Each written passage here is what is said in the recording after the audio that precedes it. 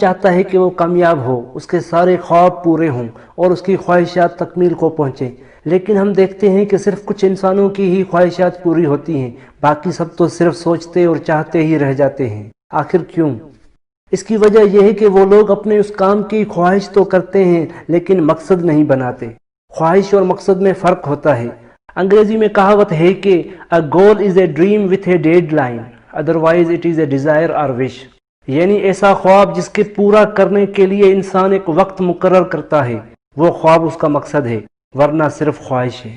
یہی وجہ ہے کہ انسان اکثر اپنے مقصد میں تو کامیاب ہو جاتا ہے، خواہشوں میں نہیں، کیونکہ انسان جب کسی کام کو اپنا مقصد بناتا ہے تو اس کے لیے کوشش کرتا ہے، وقت مقرر کرتا ہے، اس کو حاصل کرنے کے لیے جن چیزوں کے سیکھنے کی ضرورت ہوتی ہے وہ سیکھتا ہے۔ اس کے برعکس خواہش میں انسان صرف سوچنے اور چاہنے کی حد تک محدود رہتا ہے اور چاہتا ہے کہ اس کا وہ خواب گھنٹوں میں، لمحوں میں، بلکہ صرف سوچتے ہی سوچتے پورا ہو جائے، جو کہ صرف فلمی دنیا میں یا پھر خوابوں میں ہی ہو سکتا ہے۔ حقیقت میں تو ہر چھوٹے سے چھوٹا کام بھی مکمل، مسلسل وقت، کوشش اور جدوجہد چاہتا ہے۔ لیکن آپ جس سے بھی پوچھیں گے تو ہر انسان یہی کہے گا کہ یہ کام اس کی صرف خواہش نہیں بلکہ اس کا مقصد ہے، اور وہ کہے گا کہ دل تو بہت چاہتا ہے، احساس بھی ہے، کبھی کبھی دکھ بھی ہوتا ہے، مگر سستی ہو جاتی ہے، وہ کام کر نہیں پاتا، ہمت نہیں ہوتی۔ آخر کیوں؟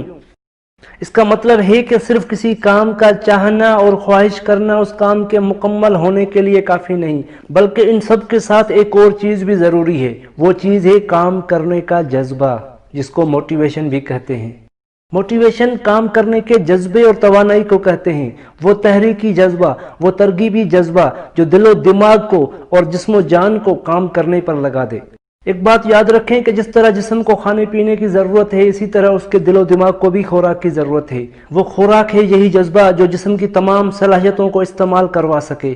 اس میں بھی پھر دو چیزیں ہیں، ایک تو یہ کہ جذبہ پیدا کیا جائے، دوسرا یہ کہ اس جذبے کو مستقل برقرار رکھا جائے۔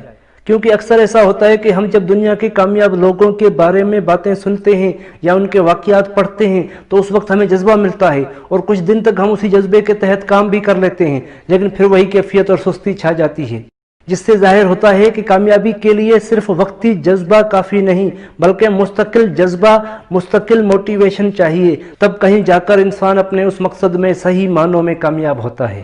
اب یہ جذبہ کیسے حاصل کیا جائے اور کس طرح اس کو مستقل برقرار رکھا جائے، اس کے لیے میں کچھ باتیں بتاتا ہوں۔ اس پر مستقل عمل کرنے سے نہ صرف یہ جذبہ حاصل کیا جا سکتا ہے بلکہ مستقل اس جذبے کو قائم بھی رکھا جا سکتا ہے۔ پہلی بات یہ ہے کہ اپنی منزل کو حاصل کرنے کے فائدے اور سکھ سوچیں۔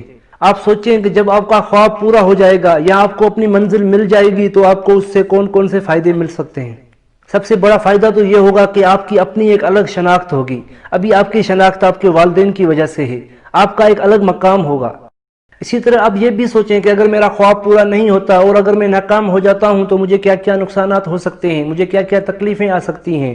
اس طرح اپنی منزل ملنے کی صورت میں فائدے سوچنے سے اور اسے حاصل نہ کرنے کی صورت میں اس کے نقصانات سوچنے سے بھی انسان کے اندر کام کرنے کا جذبہ بنتا ہے۔ دوسری بات یہ ہے کہ جس کام کو آپ حاصل کرنا چاہتے ہیں تو اس کام کے کامیاب لوگوں کے پاس بیٹھیں اور ان سے سیکھیں، اس سے بھی آپ کے اندر کام کرنے کا جذبہ بنے گا۔ جس فیلڈ میں آپ کا انٹرسٹ ہے اس فیلڈ کے کامیاب لوگوں کے ساتھ بیٹھیں، ان سے پوچھیں کہ انہوں نے کیسے اس فیلڈ میں کامیابی حاصل کی، وہ آپ کی رہنمائی کریں گے، اس سے بھی آپ کے اندر کام کرنے کا جذبہ بڑھے گا اور آپ کی مایوسی کم ہوگی اور جو خدشات آپ کو ہوں گے وہ بھی دور ہو جائیں گے۔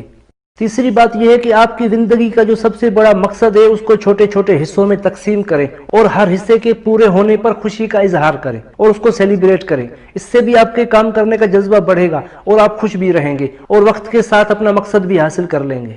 اس کے بالمقابل اگر آپ نے یہ نظریہ رکھا کہ جب تک میرا خواب پورا نہیں ہوگا تب تک میں خوش نہیں ہوں گا تو بہت جلد آپ اپنی زندگی کی روٹین سے مایوس ہو جائیں گے اور آپ کے اندر کام کرنے کا جذبہ کم ہوتا جائے گا۔ اس لیے آپ اپنی ہر چھوٹی چھوٹی کامیابی پر خوش ہوں اور خود اپنی ہمت بڑھائیں۔ اور ویسے بھی اگر آپ زندگی میں صرف بڑی کامیابیوں پر ہی خوش ہونے کا نظریہ رکھتے ہیں تو آپ نے اپنی خوشیوں کی تعداد خود ہی بہت کم کر دی، جو کہ صحیح نہیں۔ چوتھی بات یہ ہے کہ اپنے نفس کو لالچ دے کر اور بہلا کر کام پر لائیں۔ جیسے جب دل کام کرنے کو نہیں چاہ رہا یا پڑھنے کو نہیں چاہ رہا تو اس کو بہلائیں اور لالچ دیں کہ آدھا گھنٹہ کام کر لو یا صرف یہ ٹاپک پورا کر لو، پھر میں تمہیں چائے پلاؤں گا۔ اس سے بھی انسان کے کام کرنے کی صلاحیت بڑھ جاتی ہے۔ پانچویں بات یہ کہ جو آپ کا مقصد ہے اپنا ماحول بھی اس طرح رکھنے کی کوشش کریں، دوستی اور صحبت بھی ایسی رکھیں کیونکہ ماحول کا بھی اپنا ایک اثر ہے۔ याद रखें, जब तक आप अपने दोस्तों के पास बैठे हुए हैं उस वक्त तक आपका जहन और जज्बा बन रहा है काम करने का या फिर काम न करने का, मायूसी का या फिर उम्मीद का। इसलिए ऐसे दोस्त जो आपकी हौसला अफजाई नहीं करते या वो खुद कुछ करना नहीं चाहते और जिनकी सोहबत में बैठकर आप कुछ करने का जज्बा लेने के बजाय काम न करने का जज्बा लेते हैं और मायूसी महसूस करते हैं, तो फिर ऐसे लोगों से, ऐसे दोस्तों से नरमी से और आहिस्ता आहिस्ता दूर हो जाएं। अगर आप समझते हैं कि पुराने ताल्लुकात हैं और उसको छोड़ना मुश्किल है, तो उसका आसान हल ये है कि आप जब भी उससे मुलाकात करें तो कोशिश करें कि ज्यादा वक्त आप खुद बात करें और उससे भी ऐसी जज्बे वाली बातें करें ताकि वो आपसे ज्यादा काम करने का जज्बा ले। होना तो ये चाहिए था कि वो आपसे कुछ काम करने का जज्बा लेता, मगर बजाय इसके आप उल्टा उससे काम न करने का जज्बा लेकर आते हैं। अपने इर्द गिर्द ऐसे लोगों की लिस्ट बनाएं जिनके मिलने से और जिनकी सोहबत से आपको जज्बा मिलता है, उम्मीद मिलती है। अपना वक्त ऐसे लोगों की सोहबत में गुजारने की कोशिश करें, क्योंकि पुरुम्मीद और बाएतमाद ऑप्टिमिस्ट आदमी से बात करने से आपके लिए हमेशा उम्मीदों के दरवाजे खुलेंगे और आप कुछ जज्बा लेकर आएंगे। कहते हैं कि आपकी आधी किस्मत आपके हाथ में है और बाकी आधी किस्मत उसके हाथ में है जिससे आप हाथ मिलाते हैं। तो उससे मुराद वो आदमी है जो आपकी हिम्मत बढ़ाने वाला है और आपकी मदद करने वाला है, जबकि मायूसी फैलाने वाले पेसिमिस्ट आदमी से बात करने से आप हमेशा बजाय कुछ लेने के कुछ देकर ही आएंगे। क्या देकर आएंगे? अपना जज्बा। और अगर कुछ लिया भी